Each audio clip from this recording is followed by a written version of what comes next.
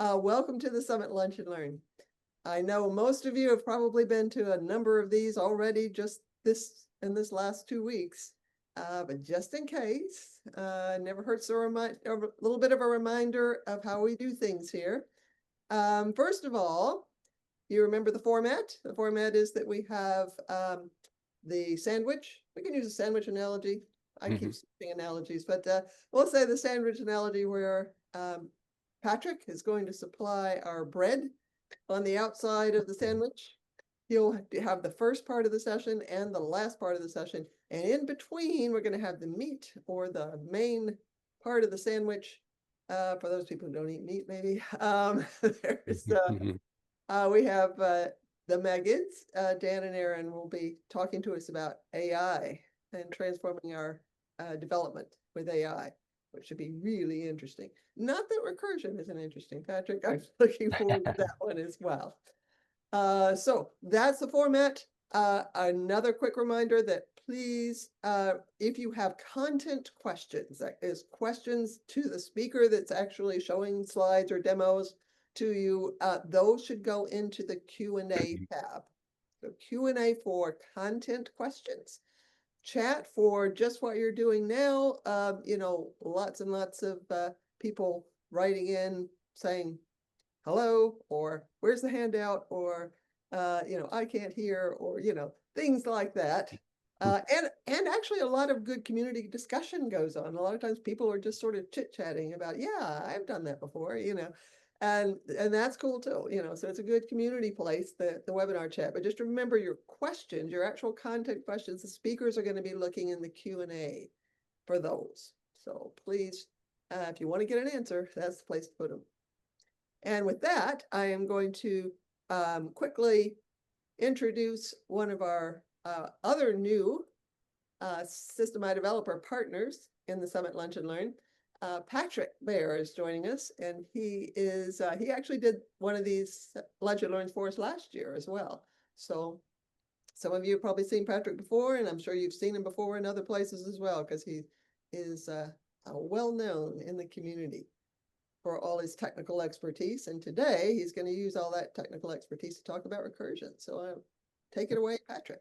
Thank you, Susan, and thank you, Dan and Aaron, for sponsoring. This is the System I Developer Summit Lunch and Learn, and I am Patrick Behr, and we're going to talk about recursion, recursion, recursion. And so what the heck is recursion? Well, recursion is when a function calls itself. And we're going to look at a couple of ways to do that with RPG and SQL. In RPG, it's going to be a procedure that calls itself. And in SQL, we're going to use a common table expression that's able to reference the data that's in itself. Right? We're going to have in the first half, the first slice of bread, we're going to have a couple of very simple examples. We're just going to look at how to do counting, and then we'll also look at how to do factorials using recursion. And then after we hear from Aridani in the second half, the second slice of bread, we're going to look at some more complicated real-world examples of report distribution and how to parse through a bill of materials. So first, we want to look at what is recursion with RPG. Again, that's a procedure that calls itself. So when you call a program, right, we have just a regular RPG program here. On the call stack over here, you're going to have two entries, the program entry point and the main line of the procedure, or the main line of the program. Now, this program is calling a sub-procedure called testproc. When that happens, that procedure is going to end up on the call stack. It's going to have its own space in memory. It'll have its own input parameters, its own local variables. It'll be its own little thing. Now notice here that this test procedure is calling itself. And when that happens, we will end up with a second instance of the procedure on the call stack. And this second instance of the procedure will have its own input parameters, its own local variables, and its own little space in memory. And then it can call itself again. We'll have a third instance. And then as these procedures begin to return, it will unwind and they will come off of the call stack until we're back at the main line of the program. So let's look at the very simple example of just simply counting. So I'm going to create an RPG program. I have a procedure interface or an entry plist, and I need you to tell me what number you want to count to. So that's the input parameter, is what number do you want to count to. Now, first, I'm just going to demonstrate how to iteratively do this with a for loop, because that's the obvious way to just simply count these numbers. It's just a for loop from 1 to whatever number you want to count with, and we'll just display that. So when you call the program with the number 3, you will get 1, 2, 3. Pretty clear. But I also want to demonstrate how to do this with a recursive procedure called recursive counting. And what we'll do is we are going to send in the number we want to start from and the number we want to count to. And when we do that, we'll get 1, 2, 3, 1, 2, 3.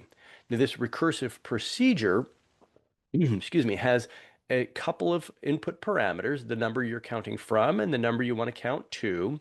And it's going to simply display the count from variable first, and then it's going to check if we are not at the number we're wanting to count to. It's going to recursively call itself here. It will increment the number by 1 and then call itself and display the next number, and it'll keep going until we get to the number we want to count to. So that is how that recursive procedure is going to work. So when you call the program with the parameter of 3, we get the 2 entries on the call stack for the main line of the program, and then it begins calling that recursive procedure. And initially, it's going to call it with the number 1.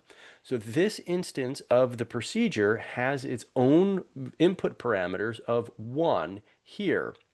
And because we're not at the end, the number we want to count to, it's going to increment the number and recursively call itself, which will then display the number 2. We're still not at the end yet, so we're going to increment the number and call one more time.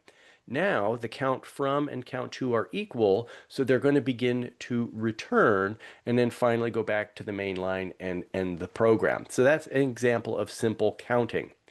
The second example we want to look at is factorials.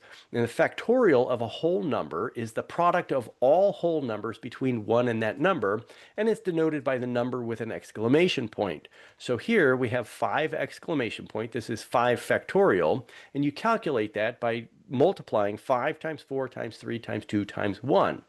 Now, what is this useful for? Well, you can use this to find the number of permutations, and permutations are combinations where order matters. And the best example I could think of is if you have a choice of 4 cookies, how many different orders could you eat them in? Well, when you first get the plate of cookies, you have 4 choices. But after you eat the first cookie, you only have 3 choices, and then you only have 2 choices, and then finally you're left with only 1 cookie and not really any choice at all. And this would be 4 times 3 times 2 times 1, or 4 factorial. But now we all know the correct answer is that you eat it in the deliciousness order. Okay, but let's see how many combinations we can come up with using RPG. So again, I have a procedure interface or an entry plist. I need to know what number you want to calculate the factorial of. And again, I'm going to just demonstrate the iterative version using a for loop. Now this for loop goes backwards from the number down to 1, but it's still just using a for loop to do the calculation. Okay, I'm also going to show the factorial recursive function and how you can do this with recursion. And this is what that function looks like. We have the procedure interface with n. N is the number you're calculating the factorial of. Now, if n is 1, I just simply return 1, and this will stop the recursion. And you always have to make sure, no matter how you're doing the recursion, that there's always an escape valve and a way to get out so that it doesn't continue on forever and blow up your system. Okay, so once we get to the number 1, it's going to simply return back the number 1 and be done. But if we're not at 1 yet, we're going to take that number and multiply it by the factorial of that number minus 1. So this function right here is where we are recursively calling the procedure, and it's going to continue to recursively call itself until n minus 1 finally equals 1, where it will return back 1. Yeah. Keep in mind there is overhead in calling procedures. The system has to manage the call stack. There's local variables and those sorts of things. So for these couple of examples that we looked at, the iterative version was very simple and much more efficient. In the second half, in the second slice of bread, we're going to look at some more complicated examples where recursion kind of makes more sense. Right? So how do we do this recursion with SQL? Well, we're going to use what's called a common table expression. And a common table expression is kind of like defining a table in QTemp without the overhead of actually creating a physical file in QTemp. We have a table identifier. That's this name here. I called this dummy. We use the with keyword to define our common table expressions. And then what we are able to do is use this table expression in select clauses down below. So here what I'm doing is I'm creating a temporary table or a common table expression called dummy, and I'm defining the columns. It has the source column and an IBM required column, and I'm simply defining this as select the string sysdummy1 and IBM required from sysdummy1.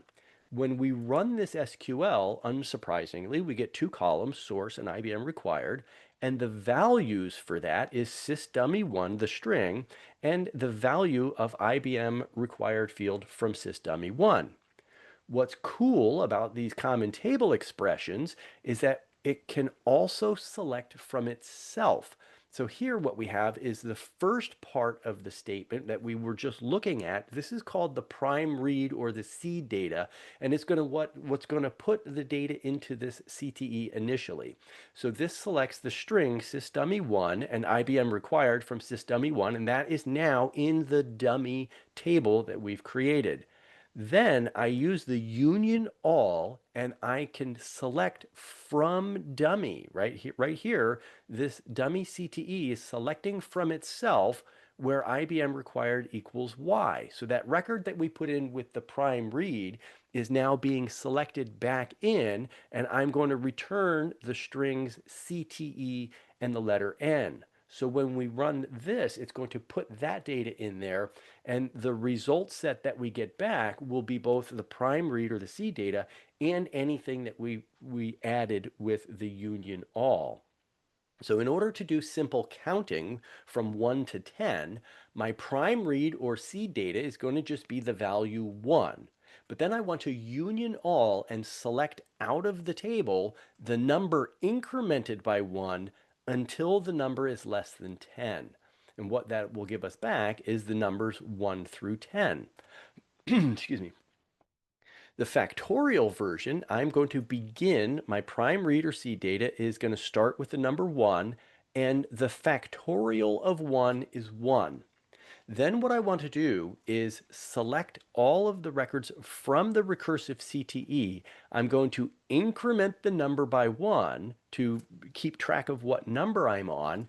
And then I'm also going to calculate the factorial of that number. Here's the incremented number, and I multiply that by the factorial of the previous number, and I put that record back into the recursive CTE. So when we run this, what we get is 1 and 1. This is the prime read or seed data. Then I increment 1 by 1 to get 2, and I calculate the factorial of 2 by multiplying it by the factorial of the previous number. So 2 times 1 is 2. And then we increment to 3. 3 times 2 is 6. Increment 4 times 6 is 24. So the factorial of 5 is 120. And so that is all that I have for these very simple examples of recursion. And so now it's time to take a break from that, and we get to hear from Aradani, and Dan and Aaron are going to talk about 3 ways that AI can transform your IBM I development today. I'm very much looking forward to this. Great. Thank you, Patrick. I appreciate it. That's fantastic. Yeah, so we're going to get into a little bit of. All right, I love it. I just see in the chat that somebody's mind is already blown. So I'm in perfect position to get started now. Great. So All right. So we're going to talk a little bit about AI and using AI. And so I'm going to give you a quick introduction into some of the real use cases we're seeing people use AI for. So some of the things that people are using things for today, a little bit of how you can integrate AI into your day-to-day processes. And then Aaron's actually going to spend most of the time giving you a demo of using AI for your development. So real quickly, I'm going to go ahead and share my screen.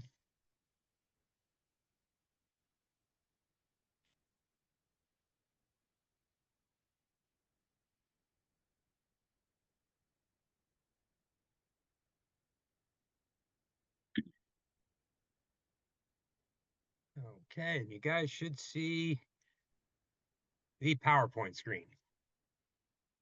Okay, great. Let's go get into it. Okay, so we're going to talk a little bit about some of the ways you can use AI. And in fact, we're going to throw in some more beyond these three here. But one is just application generation and code transformation. We actually had one of our developers who decided just for fun to create an entire application just with AI. So he started with zero and created an application that had database tables and views, that had screens, that had RPG programs, CL commands, and he created it all simply by dictating to the AI what he wanted it to do.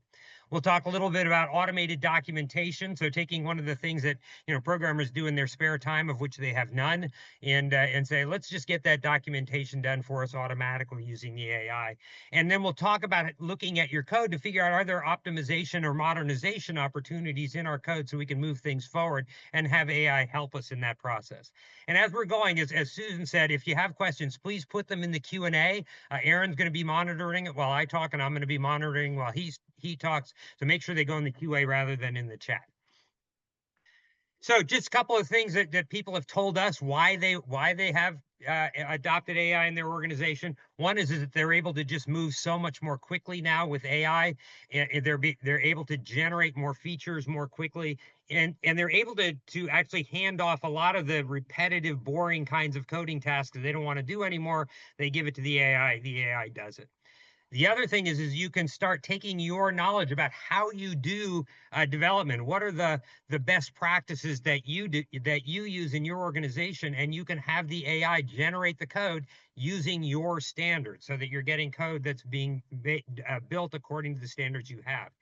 And you can quickly learn the purpose of obscure programs you don't get to very much, and you now need to make a maintenance change. You can ask the AI to tell me what is this program doing, and how does it do it, and what else does it interact with. If you've got new developers coming on, maybe they're not RPG programmers, you can allow them to start maintaining and working with RPG code. We have one of our developers was working on a project. He's a JavaScript programmer, never worked with RPG, but we got a support call from a customer, had to do with some RPG code, and he was able to get in and actually fix the RPG code and get them up and running using AI to do that work for him.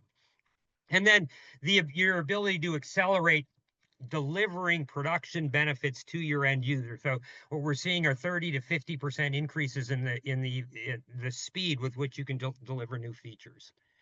These are some of the things that people are doing, that we've worked with people who are doing. So doing code translations, turn my code into RPG free, or change this module that I've got currently written in COBOL into a JavaScript program, or create wrappers around the IBM I code for me. So there's lots and lots of things you can do with the AI. And I talked about documentation generation. You can create test cases. You can have the system automatically generate test cases for your application, and you can use it to help you understand where problems might be occurring.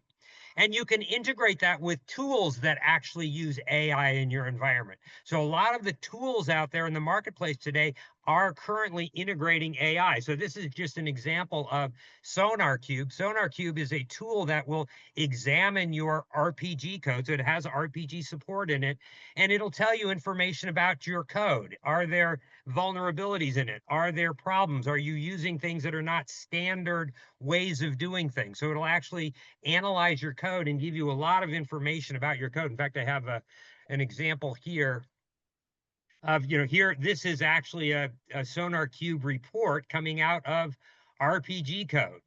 So looking at the RPG code and giving you information about what might be wrong inside your RPG code. And again, it's using AI to understand the code.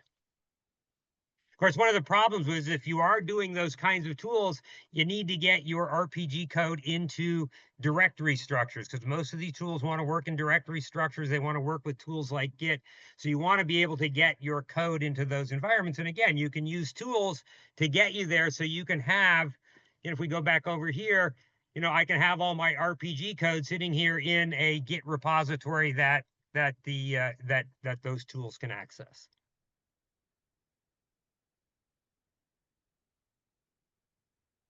So we're going to take it. So I'm going to turn things over to Aaron now to do some demos to show you the stuff. He's going to show you, code transformation. How do you do that with AI? We're going to look at documenting the what's in the code using AI, and then looking at some ways of generating test cases, and then looking at explaining your code.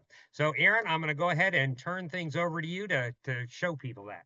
All right, cool. Well, thank you for that introduction. So, if anyone's been watching my face while Dan was going through that stuff, you probably see me, with an ear-to-ear grin, because I am very excited about this technology. It's definitely disruptive. Things have changed very much. I'm actually going to go a little bit farther than what I guess maybe a little bit stronger or a little more blunt than Dan goes in his presentations in saying that I basically don't write code anymore, which is strange for me because I've been writing code since I was a kid. But these tools are so phenomenally productive that what my role has transitioned into is really more designing and understanding business rules and understanding what my system needs to do than actually coding them. It's more of an architecture and explanation work than an actual coding. And so what I want to take you guys through here is some practical strategies that we can use in this AI age to actually take advantage of these technologies, because I believe that they are, if not already at the point, then very, very soon at the point where we can't ignore them, and where we really are going to have to be using them all the time, again, just because they are so incredibly powerful. So let's jump in, take a look at some stuff here. So first thing that I wanted to bring up here, I saw a question in the chat, and I wanted to bring this one up. This is actually not because of the question in the chat about older format RPG, but this was actually already planned. Just nice coincidence. Somebody asked about it. So what we're going to talk about here is going to center primarily around this program. I like using this one for a couple of reasons. One is it's relatively simple for us to see, so we can see, we can wrap our heads around what's happening here. One thing that I see with AI tools often when I'm working on them in project or working with them on projects is that they know more than I do, and so they'll go off and they'll make large changes. It takes me a while to catch up to what they're doing. So we're gonna start with this program, and this may bring back memories for some people. So we have an RPG program here, right? I've got a fixed format program here that is that's for anyone who's not familiar, right? Taking in a number, multiplying it by 100, and returning the result, right? It's basically what I'm doing with this program. And what we're going to do here, I want to use this as an example of what I've seen grow in the AI space around assisted development, around documentation, and we will also touch on transformation for people who are looking at that kind of thing. So starting off here, right? If I want to work on this program, first thing I want to do is I want to establish an ability to call it in a way that we can all see. The way I'm going to do that is through an API interface. So I have an API that I've generated around this RPG program. If I hit my API, it's going to call the program. I passed in a number, it's 938,472, and it gave me back that number times 100, right? Relatively simple test case here. It went in, called the program, got me the result back. So the question here is, okay, now I need to make a change to this program, right? I've generated this interface and I need to actually do something, but I've got a problem. I'm not an RPG developer, right? I don't actually necessarily know how to work with this, or potentially I, am not familiar with the column-based format because I've been in free format, for my entire career on the IBM. So what I'm going to do here is I'm going to jump into my assistant, and I'm going to give it just one little simple thing for it to do. I'm going to start off by saying, can you convert my simple calc RPG program to free format, right? So I'm just giving it a relatively simple request. Go look at the code, understand what it's doing, and change how it's working, right? Change the formatting. Actually, to correct that, I'm not changing how it's working. I'm just changing the way that it's coded, right? So it's going to go through. It's going to figure out, okay, how do I actually update this source code to work with the free format definition style? And then it's going to go over and it's going to actually ship that program up, and it's going to compile it on my IBM and go make sure that that compilation is successful, right? So it went in. You can see actually my log down here. I don't know if that's too small to see, but you can see that I've got a log down there that says, okay, my simple calc program has been recompiled. It is in my library. It's ready to go. And if I go back and I hit that endpoint again, right, I come back, same result, right? Not particularly flashy, but definitely a useful tool, right? As I'm going through and working with these programs, I can have it just go make a change because it understands the language, even if I don't, right? Now, there are tools that'll do that. There have been tools around that'll do that kind of thing for a long time. So I'm going to give it something a little bit more complicated, something that, I could have done this, even though I'm not an RPG developer. I could have figured this out. I'm going to give it something more complicated, and I'll explain what I'm doing once I give it to the agent, because it'll take it a minute. What I gave it now is I said, okay, great. Now, can you update the simple calc RPG program so that it uses this small num as the input to read out of a physical file? And what it's going to do is I want you to use that small num as the identifier to go locate the record, locate a customer record in the database, and then pull out the balance due in that database table for that customer, right? So that's basically what I have it doing. I have it actually making a change to the program. Now, if we look at what it's thinking about, it's actually kind of cool that you can see how the agent is thinking. It changed my code, realized that it wanted to do something through SQL, and now it's going back over to my compilation process here, to my compile commands that I have in my environment, and it's updating them so that this program is going to be compiled with a create SQL RPGI rather than a create bound RPG, right? So it's changing the command around and going through and compiling it. So I got my result here, compiled, done. Let me give this another shot. I'm going to send that call again, and this time what I get back from that 938472 is 3700. And that is there because now it's actually going to the database, running a query, which actually I can pull up here. We can see the old code here. You can see that it's going in and it's actually running that query, grabbing the result. It's still multiplying it by 100, which is why we get 3700, because it's actually 37 in the database. But that is an update to the RPG program, right? The program is now doing what I asked it to do. And again, I'm not an RPG developer. This would have taken me a dramatically longer time to actually implement myself if I was actually trying to do this on my own, right? And Dan started to mention this kind of thing, or this story, but we actually have a developer who works at Eridani who came onto a project. He's an open source developer, never worked with IBM code before, and he had a requirement that required building a series, actually, of RPG programs with screen interactions, with database interactions on his own in order to complete his project, in addition to the open source code that needed to be written. And he went in and he built it.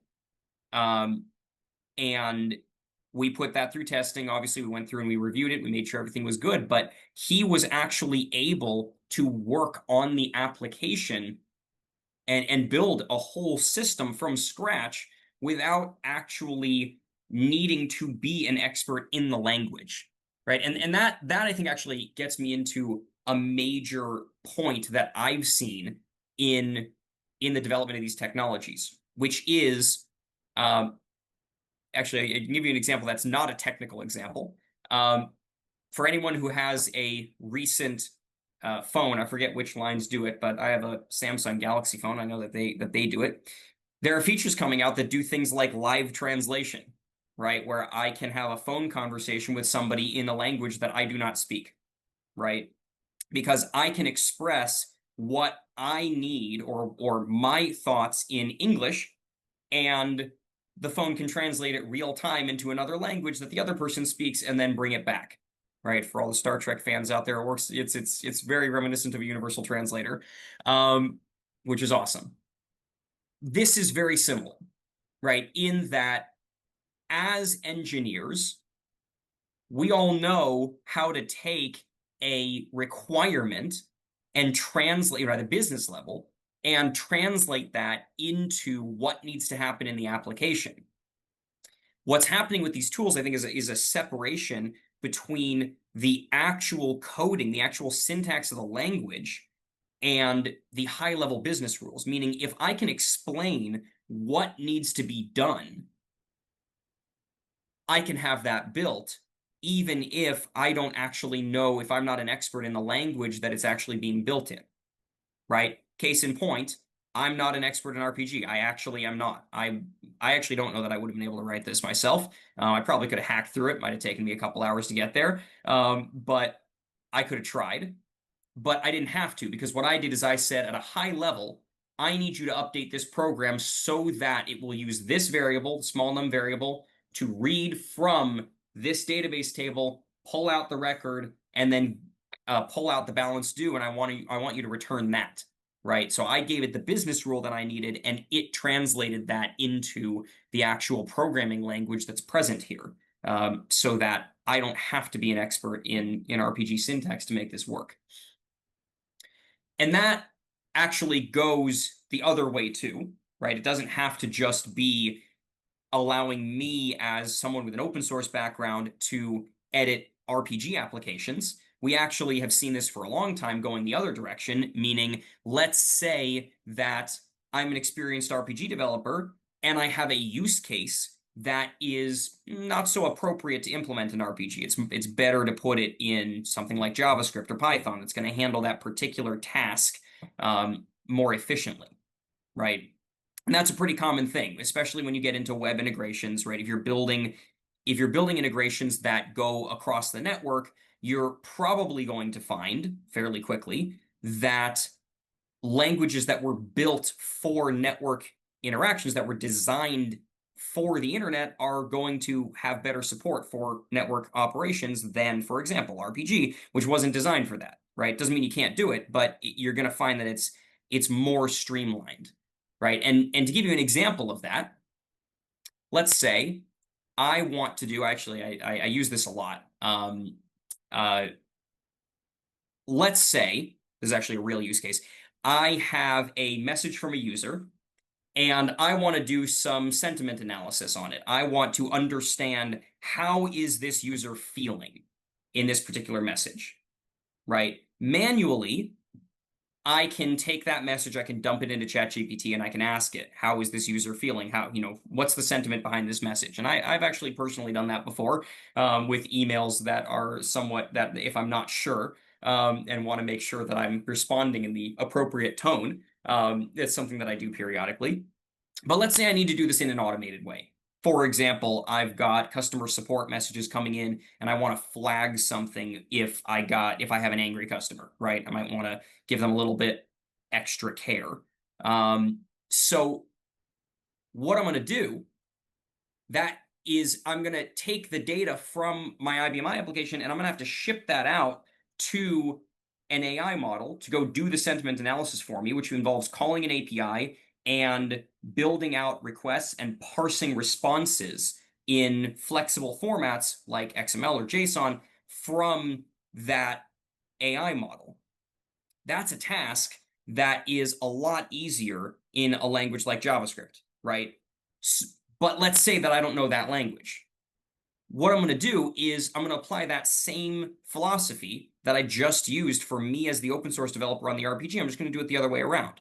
So what I'm going to do here is I'm going to say, okay, I need to generate an integration. Let me go through this pretty quickly.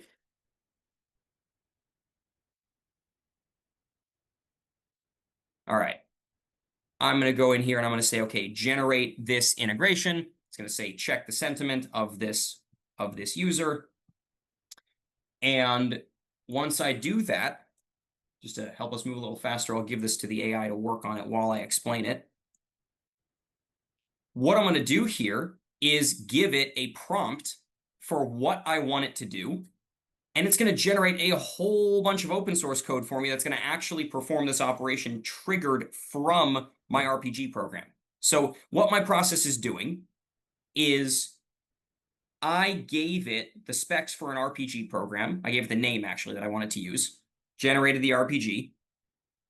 That's bound to an open source program written in JavaScript, technically TypeScript for anyone who's looking really closely at it.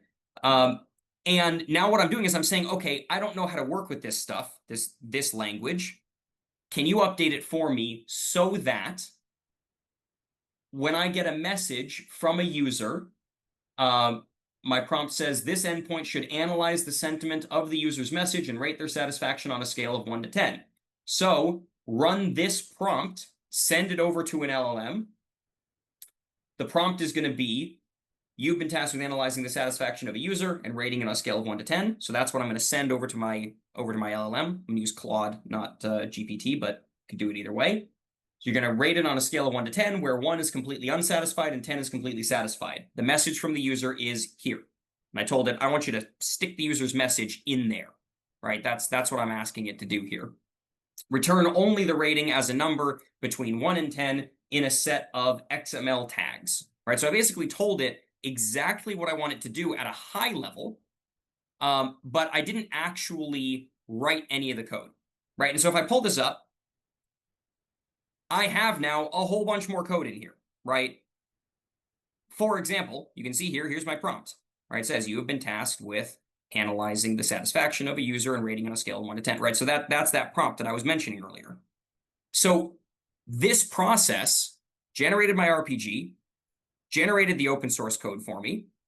I'm going to run some automations here to compile that program, ship it up. And I'm going to run a process to compile the open source code. So I get those both ready to go. Give that a second.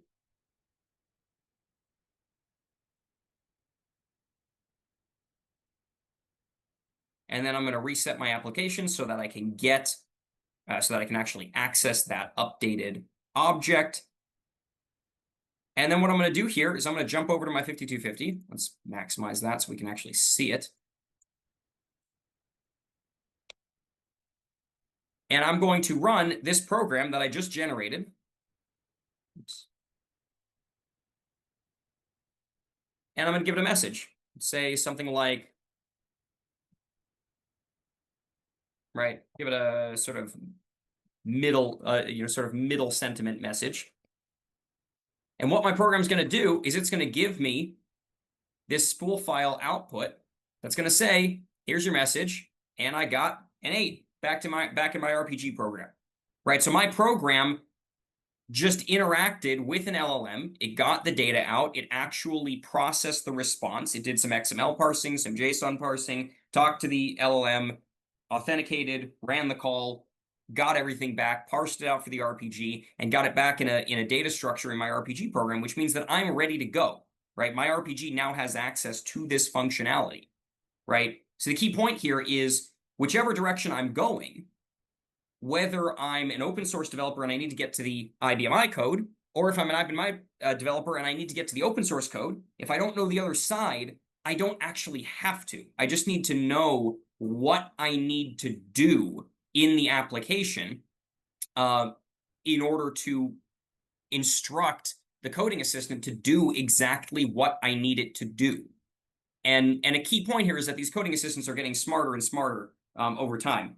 Just to tie this back to the intro that we got, one thing that you'll find is these tools also understand a lot of different coding paradigms, right? Meaning, for example, in this open source code, recursion is there all the time, right? These open source programming languages, that is a staple in these languages. And if I have a high level understanding of what I need to do, I can tell it, do this using recursion, right? And it's going to do it, right? Obviously, it's good for me as a developer to understand what these terms are and to know what they are. I need to understand them from a high level perspective so that I can use them effectively. But I don't actually, in the open source language, right? I don't necessarily have to know the exact syntax between different languages, for a language I don't use for how to do it. Because if I understand the high level, if I understand how and when to use it, right, and I understand what it does, which is why a presentation, like Patrick's presentation is really important. If I have that, if I understand that concept, then I can now use that, right, without having to worry so much about the particulars of the syntax. So this is a process that I'm seeing people use every day. It's something I'm using every day. Like I mentioned, primarily, I'm not actually coding anymore, right? I'm usually actually, even in the languages that I know, I'm frequently using these tools. And what I found is that it's making me a lot more effective in these technologies. So again, these are all things that you can do if you have, and if you the tools that I'm using here, I've got Visual Studio Code, I've got obviously my IBM my 5250, right? These are all tools that we can jump in and we can actually use. These are things that are here now, ready to go.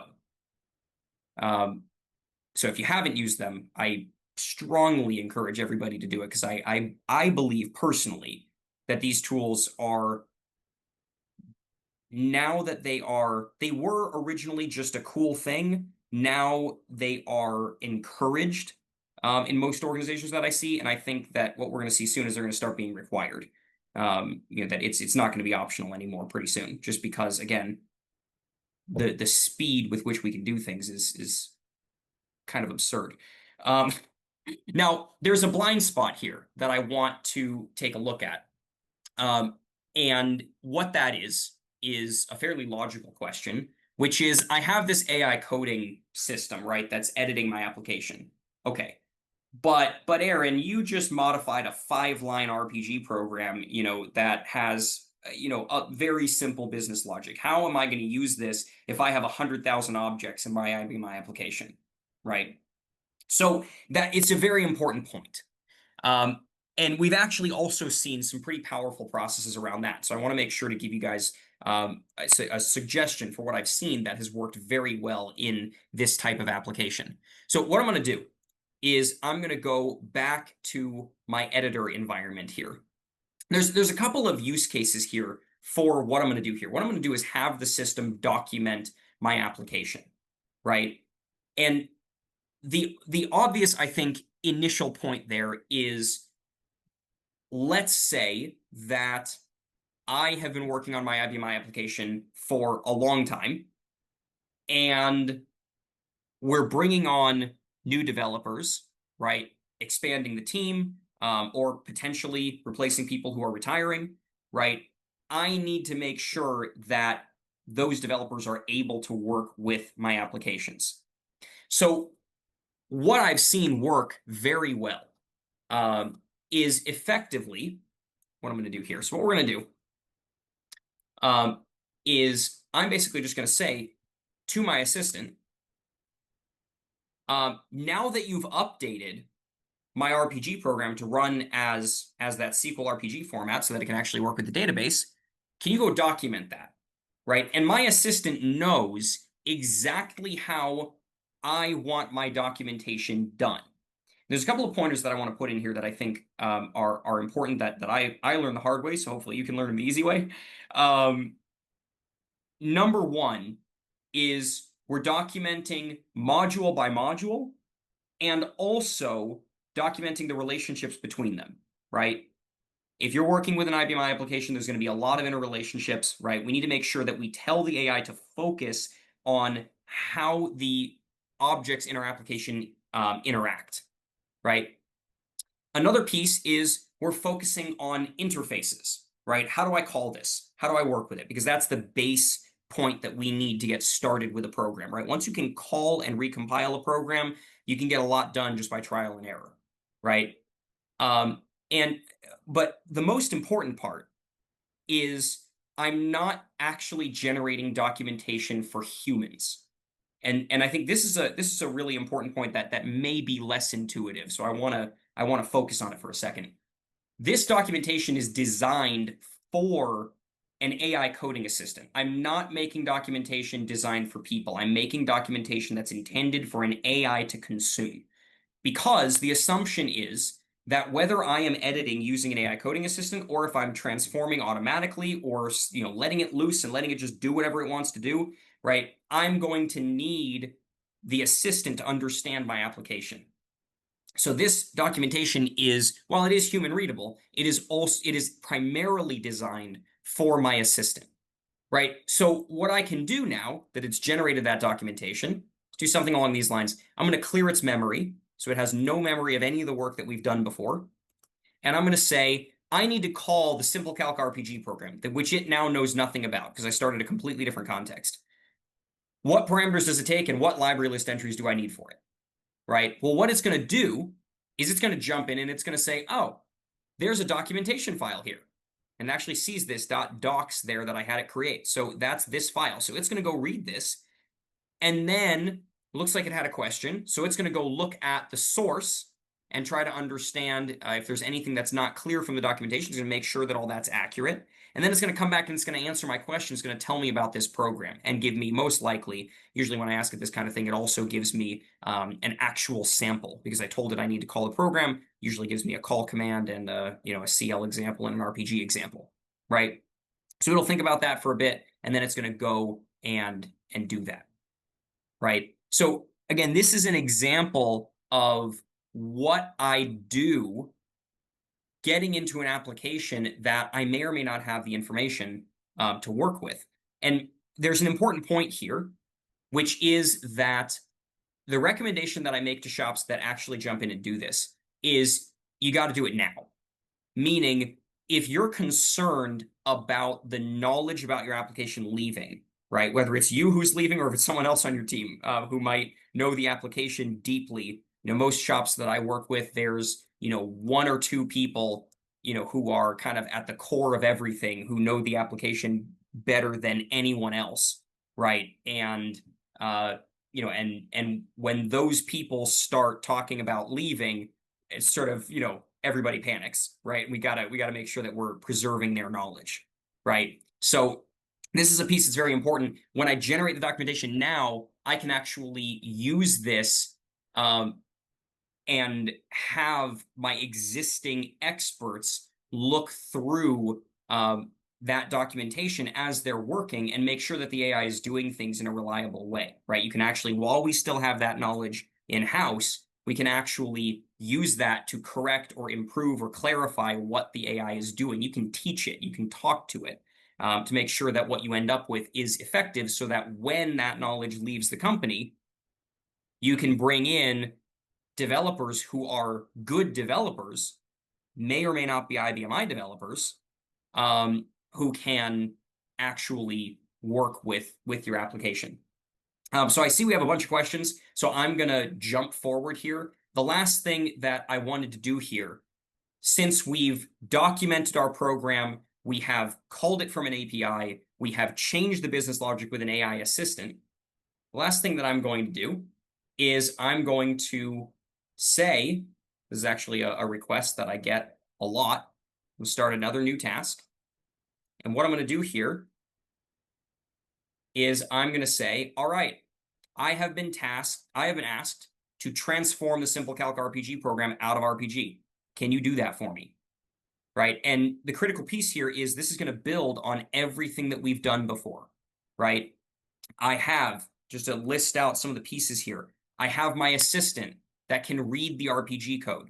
I have all of my IBM code in Git, which means that my assistant and my editor have access to the entire application to cross-reference between other files. It's actually what it's doing right now. It's actually looking at other files and other programs that relate to it so that it can update them, right? I have documentation of the program that is AI centric, right? So that it understands what needs to be done and when to update this program, what its business rules are, right?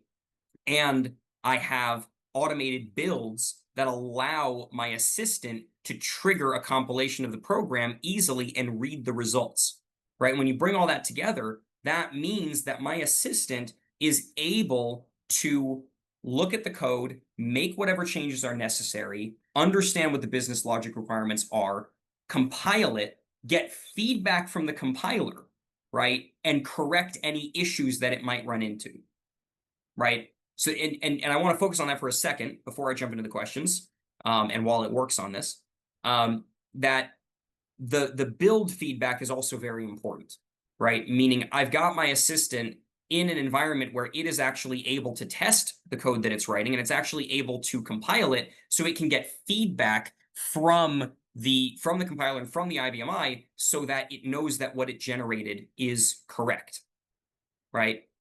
And it looks like actually it might be just about ready. Yeah, it's going through and compiling it now. So what it did here, for anyone who's not familiar with this language, is it generated some code here that is going to take in a number, and then it's going to go run the query that it pulled out of that simple calc program. It's got some error handling in here to deal with whatever result it gets back and to multiply it by 100, because that was part of the logic there. And then it's going to return it, right? And so this function is entirely available in my system. I'm going to give it 1 second to compile, and then we'll be able to go ahead and call it and see what it generated. Now, 1 more second. All right, I'll go ahead and restart it. Okay, it's generating some documentation of that while it does that, but I'll leave that off for now. And so what I'm going to do here is call this program again, or run this endpoint again. And what you can see, if I look at this, is I passed in the number, I got back that result again. This time, if I look at my logs, I can see that it says I'm looking up the customer balance, and it ran this query. It didn't call the program. It didn't call SimpleCalc anymore. It connected to the IBMI, it ran this query, got the result back, did some processing, and then returned the result, right? So this program has effectively been transformed. And I have seen companies actually use this strategy to maintain programs, to document them, and if it's in their plan, to actually transform and decommission them. I've actually seen that process. And the last comment I'll make about it is that process I used before, where I allowed my RPG access to call out to other languages, can be used in this environment to get this functionality that I just transformed accessible to RPG. Meaning, in turning off this RPG program, I'm going to have other programs calling it. What I can do is I can direct them now at the new open source version, right? And that means that I can actually take that program out of the flow if I need to, right? I can actually pull that program or that segment of the application fully out of the process if I need to do that. And I'm doing that without fully knowing both of the technologies that I'm using here. So I'm going to jump into questions now. I hope that was useful, but there are a couple of questions that I want to make sure that I jump in here, and I hope that some of those technologies are useful. So going through really quickly. First question, have I configured Klein to let it be aware of how to compile the code? How did it do the makefile parse? Yeah, that's actually a tool that I use. That's actually my company's tooling that basically allows me in VS Code to trigger a build of the IBMI code. It generates that makefile. It generates all the build rules and all the automations so that I can compile the programs. So that's a tool that actually that took a while to get set up. But I think that actually touches on a critical point, which is that our focus here is to build tooling, is to set up tooling in our environments that allows these industry standard tools like Klein, the AI that I'm using here, to work with my systems. So The build tool that I'm using is not an open source tool. That the compilation tool is a proprietary tool that my company put together, that I use in my environments. And the AI here is Klein. Next one, the software you're using to, using to generate those endpoints. Yeah, so there's a distinction here between generating and calling. Yeah, I'm also using some proprietary tooling to generate to actually create the endpoints, but for calling it, yeah, I'm using Postman. And yes, I see in the discussion here. Thank you, everyone who jumped in there. There are a lot of alternatives to Postman and tools that you can use to call endpoints. Great question, James. What does it do? What happens if the program the AI agent created didn't compile? Happens all the time. All the time it does that. And what it does is that's why that build tool is so important. The build tool allows it to compile it and get the feedback. So my AI has been instructed with a process here wherein it runs a compilation anytime it makes a change, checks the results, and then if it's a failure, it attempts to resolve the issue. And it actually has a further step where it actually attempts to reference other RPG programs in my code base if it can't figure out the error, right? So it actually looks for examples throughout the entire code base of what it's trying to do if it can't resolve the compilation error on its own. Usually gets it. Sometimes for more complex things, it needs to go look up what it's doing or what it needs to do. All right, open source programs. Great question, Nick. So in this particular case, I'm generating open source programs in TypeScript. I have just found that that's a really complementary language to RPG. So I use it for building RPG or for retrofitting RPG programs, because I've just found that the features that it has are neatly complementary to RPG's features. So that's what I do. But I see people do this kind of thing in Python and C# and other languages too. It's also doable in there. As to where they're stored, it's actually running on my PC. That's where I'm running it right now. Most people, when they deploy it, Node.js runs on the IBM, so you can deploy it there. Or I'll see some people run it in Docker on Linux. I see that a couple of times. The AI can, in fact, decide what language to use. I wouldn't generally recommend that, though, because the more freedom you give the AI, the more room it has to hallucinate and make crazy decisions. So, there's a sweet spot there for how much freedom you give it and how much you specify. In this case, I usually recommend telling it what language to use, just because changing languages will massively expand the field of what it could come up with. Aaron, you just got a couple minutes. I want to make sure we leave Patrick enough time. Oh yeah, sorry. Yes, thank you. Okay, so really quickly here, modularization we can talk about separately if you'd like. I can document existing programs. That is something that we do. The LLM behind here is Claude. That's the actual one that I'm using behind Klein, which I found gives the best results for coding.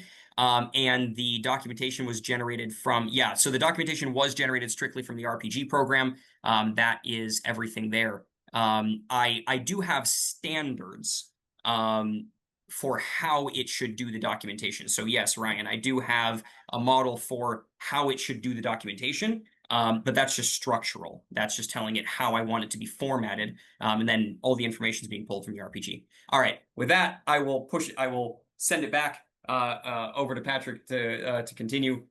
Thank you very much for the extra couple minutes there for the questions. Yeah. And by the way, I assume Susan will be able to respond to any other questions we got to in writing or via email or something.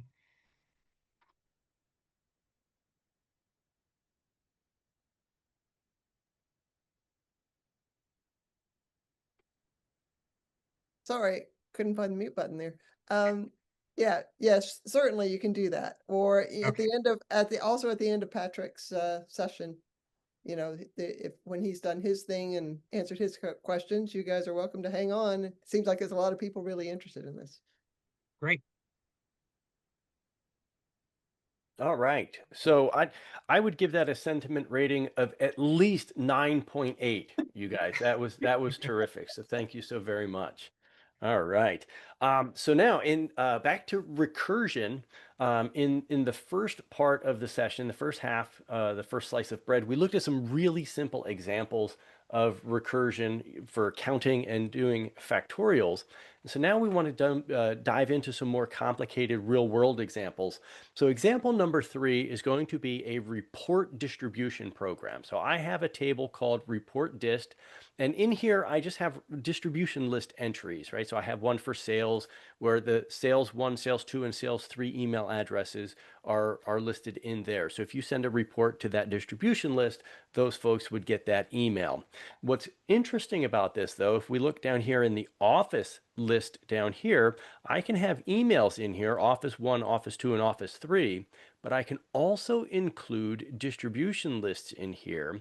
And if we look down at the bottom with this all distribution list, I have a distribution list in here that also contains distribution lists. So you can see where recursion is going to be a really handy way to deal with this. So what we want to do, first, a disclaimer. I'm not actually going to create any reports. I'm not going to generate PDFs from spool files or generate a spreadsheet or anything like that. And I'm not actually going to send emails. If you're interested in those topics, please let System Developer know so that we can include those in future Lunch and Learns. Okay, but this one is about recursion. So all I'm going to do is simply log into this email log the report that we're sending and the email address. Okay, so with that out of the way, let's look at how we can do this with a recursive RPG procedure. I'm going to call my procedure distribute report.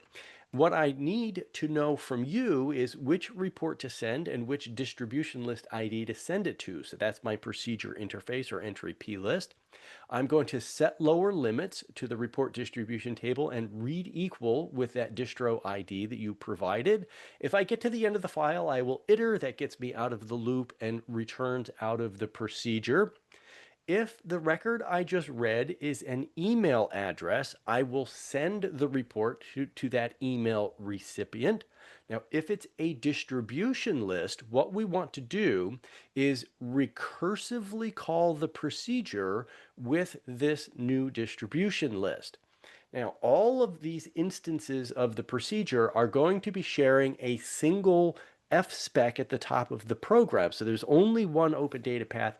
And what I need to do in this procedure, each instance needs to keep track of where it was so that it can chain back to the file to reset the file pointer when it gets returned, control returns back from the recursive call. So that's the entire recursive procedure. And now let's see what happens if we call distribute report. We want to send the company newsletter to everyone, to the distribution list of all. So what's going to happen? Excuse me, we're going to set lower limits and read equal with all. And I'm going to get this first record, which is the distribution list of Office. This is going to recursively call the distribute report procedure with the Office distribution list. I now have a second instance of the procedure on the call stack, and we're going to be reading equal on the Office. The first record we get is an email, so we email the report to office1@company.com. We then read equal. Now we have a distribution list again, and it's going to recursively call itself again with this sales distribution list. This is the third instance of the procedure. So now it's going to read equal with sales. I get the email sales1, so it'll send an email. I read equal, and it will send an email to sales2. I read equal, it will send an email to sales3. Now when we read equal, we are at the end of the file reading equal with sales, and if this instance of the procedure is going to return back, control goes to the second instance of the procedure on the call stack, and now this guy needs to reset the file pointer back to where he was, and then he begins reading equal again. So this third record is an email, so we send an email to Office 2. We read equal and get another distribution list, so it will recursively call the procedure with the payroll distribution list. And it goes through the same process again.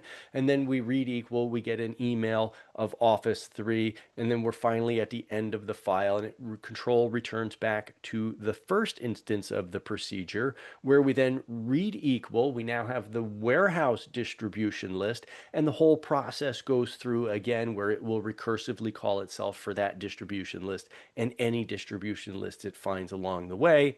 And then eventually this procedure will get to the end of the file and return. And so if we look at the email log, we can see that we sent this to Office 1, Sales 1, 2, and 3, Office 2, and Payroll 1, 2, 3, and then Office 3.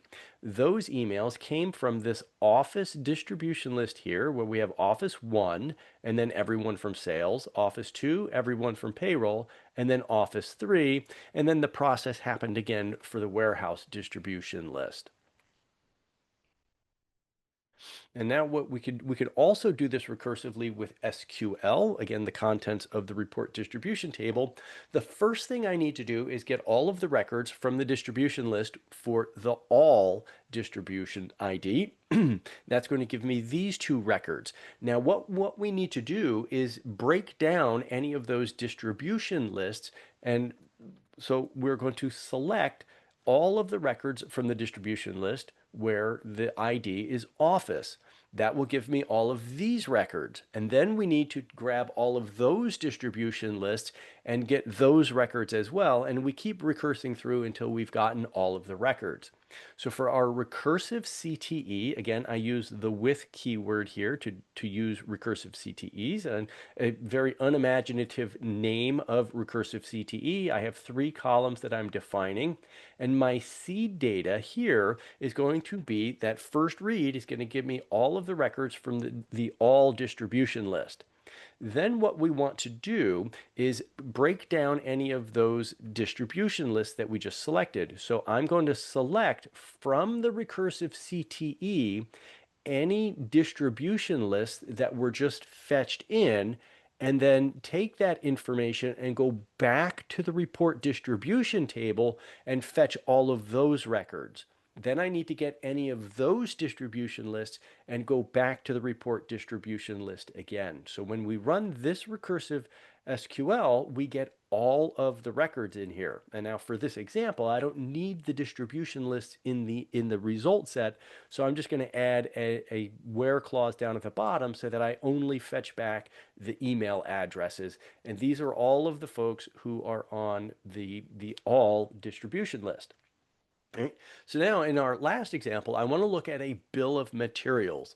And what we're going to do, we're going to pretend like we're a company building the Cyberdyne Systems T800, okay? And we're going to assume that the price of titanium screws has gone up by 5 cents, and we need to know how much do we need to increase the price of a Terminator in order to cover our costs. So we want to know how many titanium screws are there in a Cyberdyne Systems T800, right? So now we have a head, the head has a skull, the skull has 6 screws. It has a jaw with a jawbone, which has 4 screws, and it has 32 teeth. Each tooth has a screw.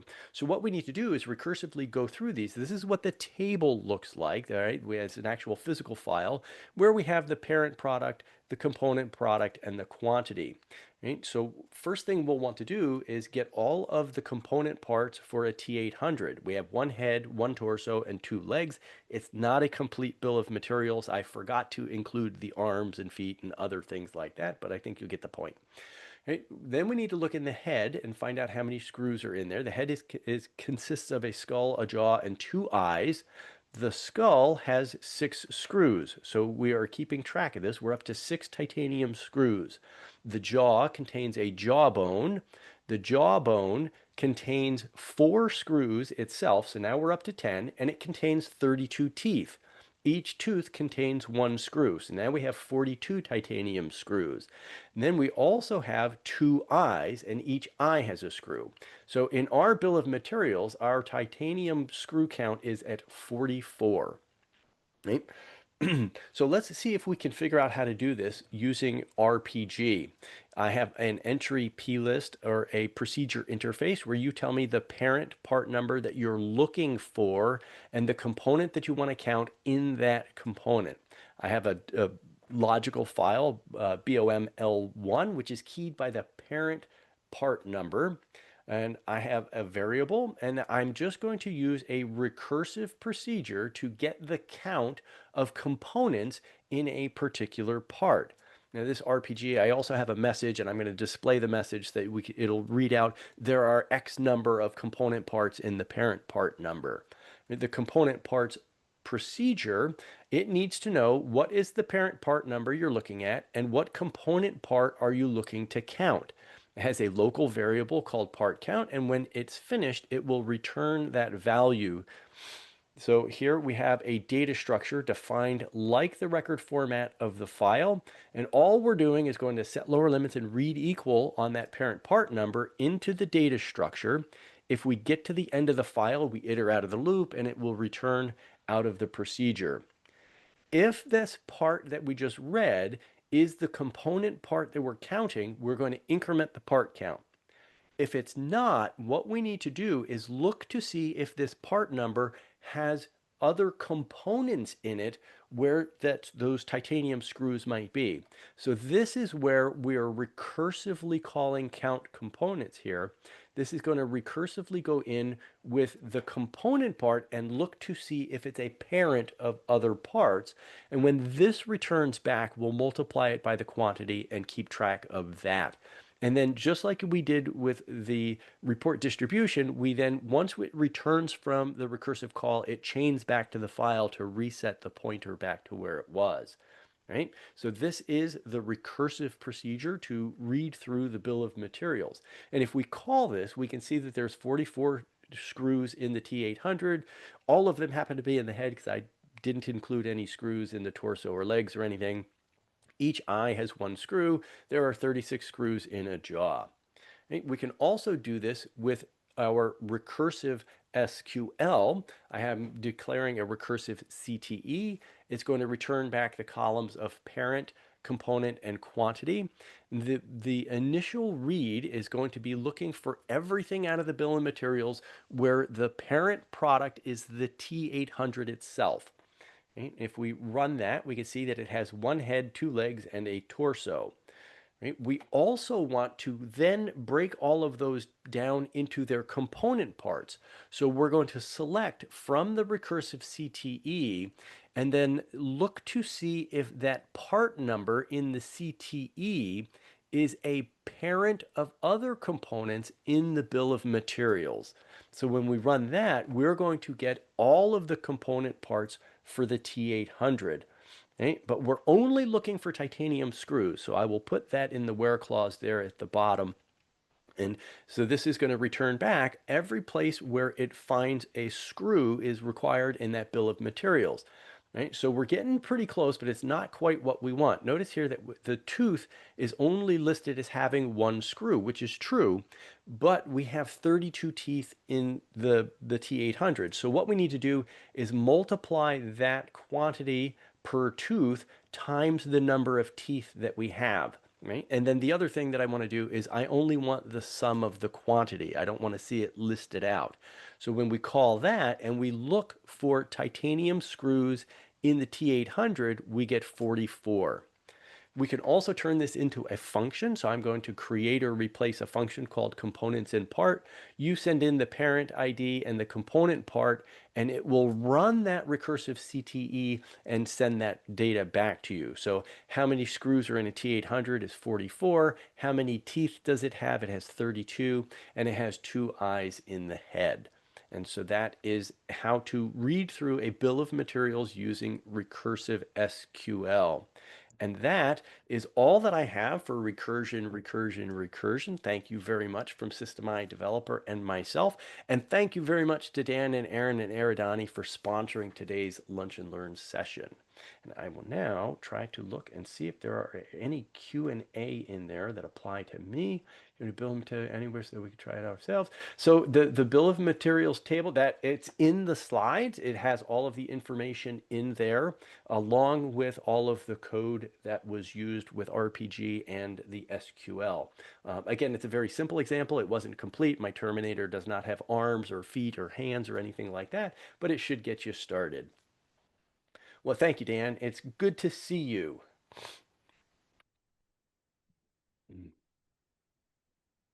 All right, and check the chat. Okay, slides. All right. You had lots of entertainment, provided lots of entertainment with your examples, Patrick, right? All right. It might be the chat, there were comedians, you know. it might be a bit of a relief that your Terminator doesn't have arms or legs. Yes, yeah, especially with the AI stuff that's going on. Exactly, that's it. Yeah. No arms allowed on the Terminators. Hey, Aaron, I got a quick question for you because we know we've been doing a lot with is this recursion thing also applicable to the EDI documents that in a segment will have multiple items Yeah, in it? actually, yeah, that's actually a really good point. I mean, Patrick, feel free to comment, but I mean, anytime that you're processing any kind of hierarchical data, it can be very, very powerful to work with that kind of thing because it's really good for maintaining context as you're, you know, churning through a structure like, like the Terminator's different parts or like like a complex transaction over EDI or JSON or XML or any of those formats, really. Mhm. Yeah, I know in EDI documents will also, often have like a header record and then all kinds of item records, Yeah. detailed item records, or with the trucking stuff, you have a tender and it has a bunch of different stops, and so you have to iterate through the document. Yeah. Yep, just trying to answer some questions. So I apologize if you were waiting for me. That one was answered live. Okay. Dan, are there any offerings or products that our attendees here might need to understand from your company as opposed to a lot of the open source stuff that Aaron was talking about? He did talk about some proprietary stuff as well. So under the covers, we actually use AI a ton in what we do, and one of Eridani's main products is it's what we call Eridani Connect, and Eridani Connect is designed to allow you to integrate your IBMI with other systems, and it uses AI so you can generate an integration, and then you can say, I want to add some business rules to this integration, and it will generate the code for updating that integration so that you don't have to write that code. So you can generate lots of the code that's involved in integration. And the other big piece that we do is the integrated DevOps, where we have a system that allows you to use Git as your version control system.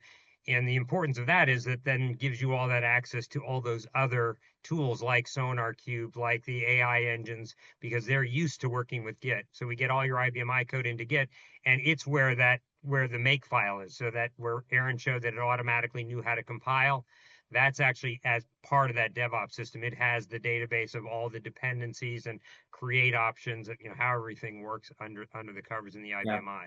Yeah, I mean that's one of the key points is to say we're going to build all the supporting infrastructure that basically allows the usage of all these tools, all these industry standard tools. That's really the target. Okay, good to know. Okay. Well, how we doing? Lots of thanks and other kinds of things going on in the chat here. I think we have probably answered all the questions we're going to have time to go into for this session. So thanks to everybody. I'm not sure. I thought recursion blew my mind until we got into the AI stuff, and then just about all. But it was all very interesting. So thanks to all three of our very talented and experienced speakers. Well, thank you for having us. Thank you, Susan. Thanks, John. Thank you so much for setting this up. And Patrick, thank you for a great presentation. Thanks, everybody. We've got 3 more Lunch and Learns coming up next week, so there's more to come. Hope to see everybody then.